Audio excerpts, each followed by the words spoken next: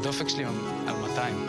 האמת שכבר מאתמול אני מתחיל לפנטז איך אני מטפס עליו מהכנף, שזה באמת הצורה שמטפסים אליו. לא הרגשתי אף פעם משהו שהוא כל כך שלם חוץ מהדבר הזה. מה תעשה? זה מי שאתה. תתווכח עם זה. זה הסיפור על רועי ואבא שלו אלוף שבנו ביחד מטוס. לא תייר, לא דדלוס באיקרוס, אלא מטוס אווירובטי מתקדם כזה של פעלולי אקסטרים. לא ערכה קנויה, לא איקאה כזה מחלקים מוכנים שצריך להבריג. את כל החלקים הם בנו בעצמם ביחד, ממש מחומרי הגלם. אבא ובן, בני 63 ו-33, שבמשך 3 שנים בנו בתוך מחסן קטן לא רק מטוס לרועי, אלא גם קשר שגם אותו אי אפשר להזמין מקטלוג ולהבריג מחלקים מוכנים. זה לא נכנס. זה דווקא היה בדרך. אני זוכר לאן נסענו. אמרתי לו, תגיד, אתה לא מפחד? אני יושב שם, מטוס וזה. אז הוא אמר לי, אנחנו נבדוק את הדברים, אתה יודע, ואז כאילו זה התחיל לרדת לו, אנחנו נבדוק את הדברים כמו שצריך. אבל זה לא מה שאתה שאלת, אתה לא שאלת אותו שאלת בטיחות. לא. אתה שאלת אותו שאלה של ילד שאומר, כן.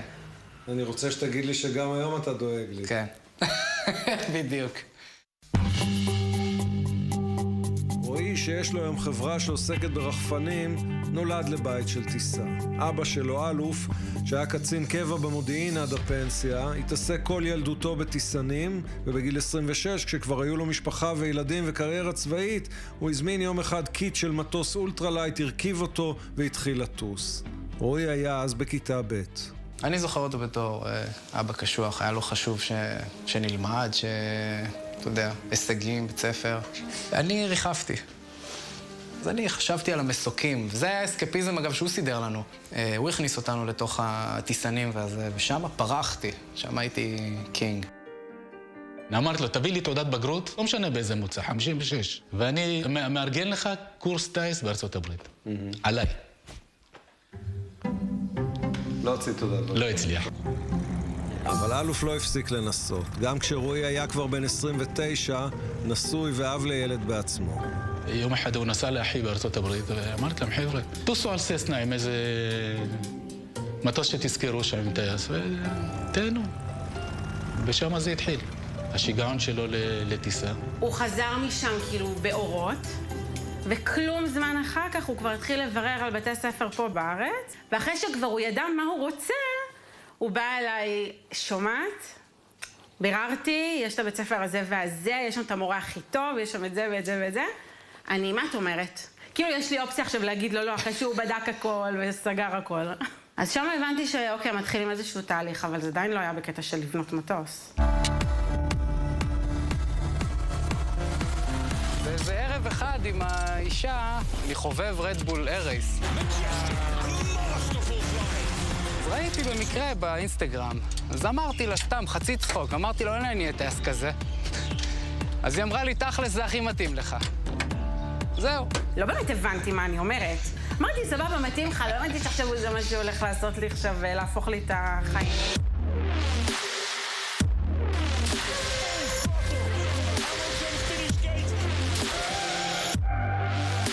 בהתחלה רועי תכנן לחסוך כמה שנים ולקנות איזה ססנה משומש כמו כולנו, אבל מי שראה בגיל 8 את אבא שלו בונה מטוס, בגיל 29 לא יקנה אחד מוכן. הרמתי לו טלפון, אמרתי לו, אבא, בא לך לבנות מטוס. אמרתי לו, אבל בתנאי אחד. היות ואתה דעתן, ואני דעתן, ושניים לא יכולים לבנות מטוס, כי 2 קברניטים במטוס זה לא עובד. אז אתה תהיה מנהל הפרויקט, אבל אתה תשמע מה דעתי על כל דבר. תרצה לקבל, תקבל, לא תרצה, לא תקבל, אבל לדעתי תשמע. זה דבר מאוד משמעותי לשמוע מאבא שלך. מאוד משמעותי.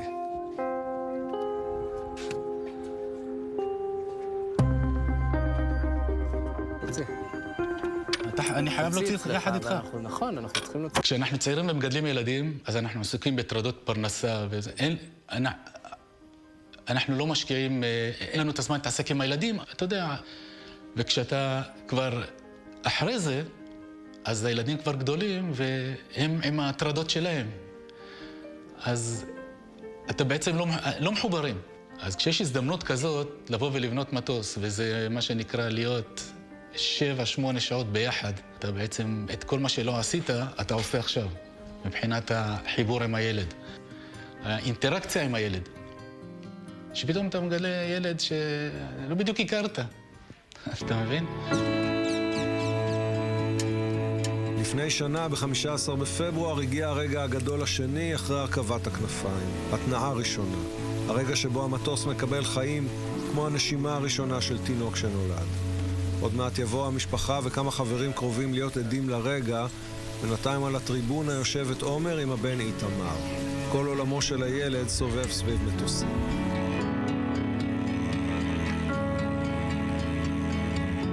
היה לנו קטע שאנחנו הולכים לשדה בהרצליה, 7 דקות מהבית, יושבים מעבר לגדר, משקיפים על המסלול, רואים נחיתות. זה כיף. כשלקחנו אותו פעם ראשונה לשדה, אז עמדנו באיזושהי נקודה. אמרתי, נראה איך הוא יגיב.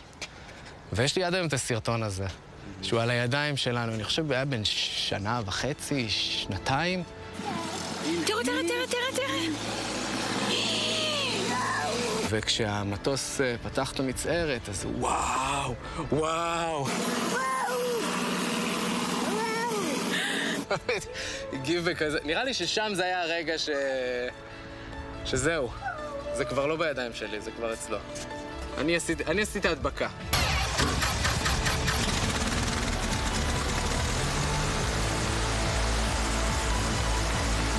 תעלה לו את הסלט שיחזיק מעמד, שיתחמם. האמת לא רציתי לדומם.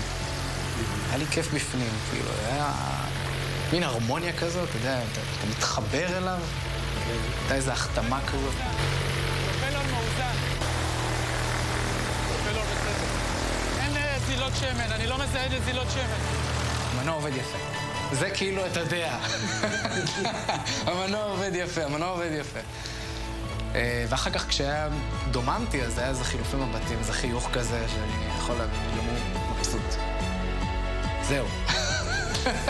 זהו.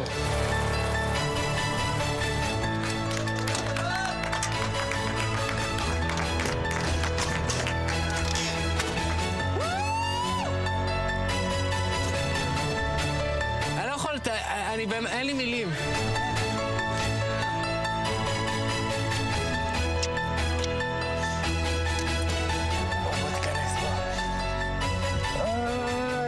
התרגשת?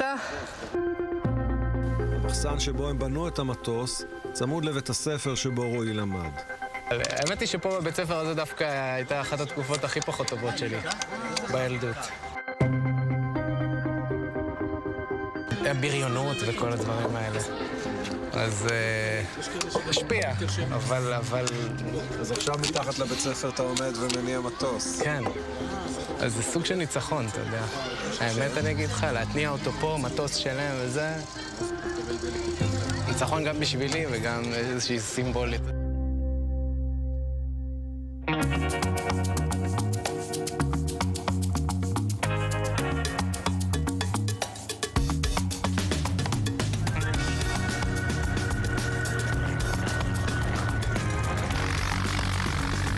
אתה עושה לי סצנה תום קרוז?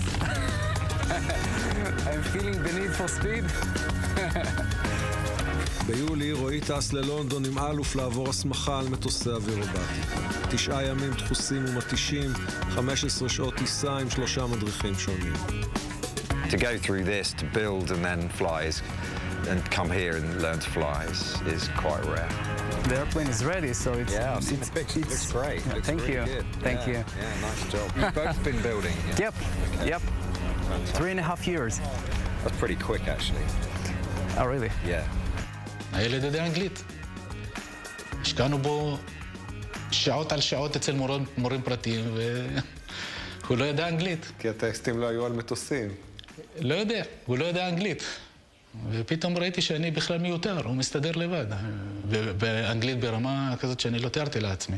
I never thought it might be, you know, a huge jump, you know, because, you know, I'm a rocky pilot. I came from Cessna, and Mike told me, you know, this is Cessna, this is Pitts. Yeah. There is a huge gap between them. Yeah. But challenge accepted.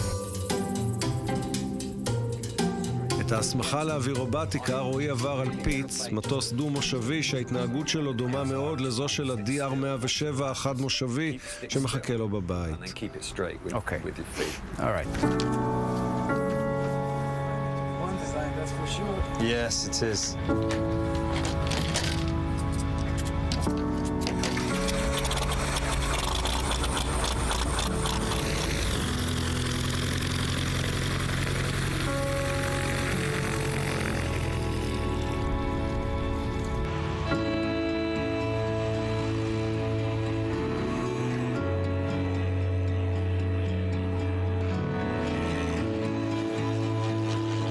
שם היה ברור מהר מאוד שרועי נולד לזה, שאווירובטיקה זה הוא.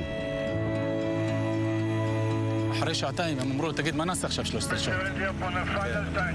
כאילו, מבחינתם הוא עשה את מה שהם תכננו לעשות ב-15 שעות.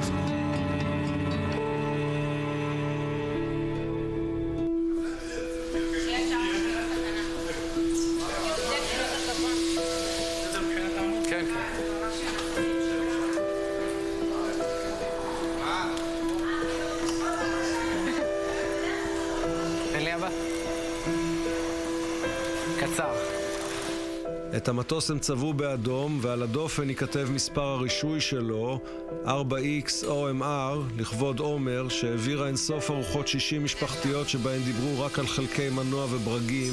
מני, זה אדום. וכנראה שגם כשהילדים שלה יגדלו, זה יהיה נושא השיחה.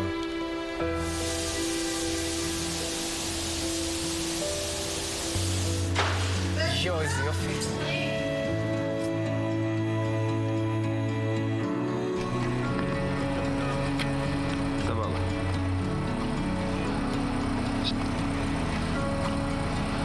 ככל שאנחנו מתקרבים למועד של ההמראה, אז ככה ההתרגשות והלחץ עולים,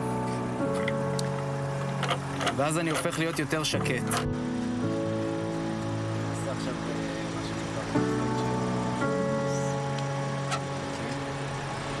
זה קשיר.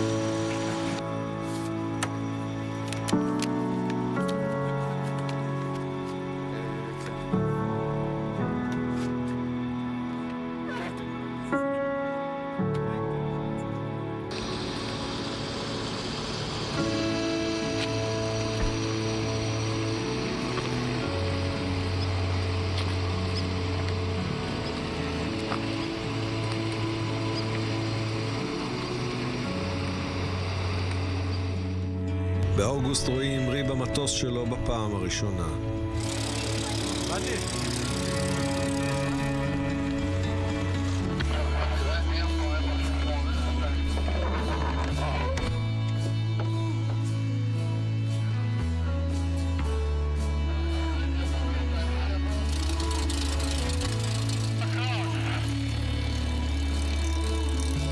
אוסקר, מייק, רומיו, בהצלחה.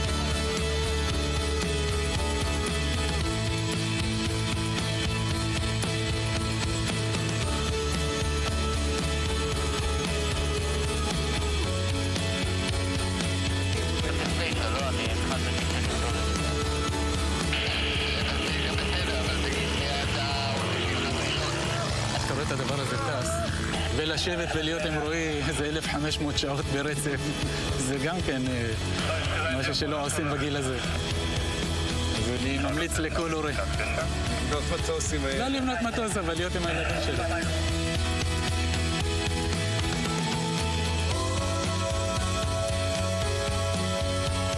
להיות הורה זה גם ללמוד לשחרר. קצת קצת אנחנו משחררים את חבל הטבור לילדים שלנו. וכמה מאיתנו ימצאו בעצמם את התעצומות לשלוח את הילד לבצע צלילות והיפוכים וסללומים וצוקהרה בתוך מטוס קטן ואדום שבניתם ביחד במחסן שליד מגרש הספורט באלפי מנשה. ולהיות אבא זה גם לדעת שאם הילד שלך נולד להמריא על הכנפיים שהבריג בעצמו, אז אתה תעמוד שם למטה ותנסה לא לחשוב על כל מיני דברים, כי זה הרגע שבשבילו הילד שלך חי, כי זה הרגע שהוא יכול להמריא אליו רק ובעיקר בגלל שהוא יודע שאתה עומד שם למטה.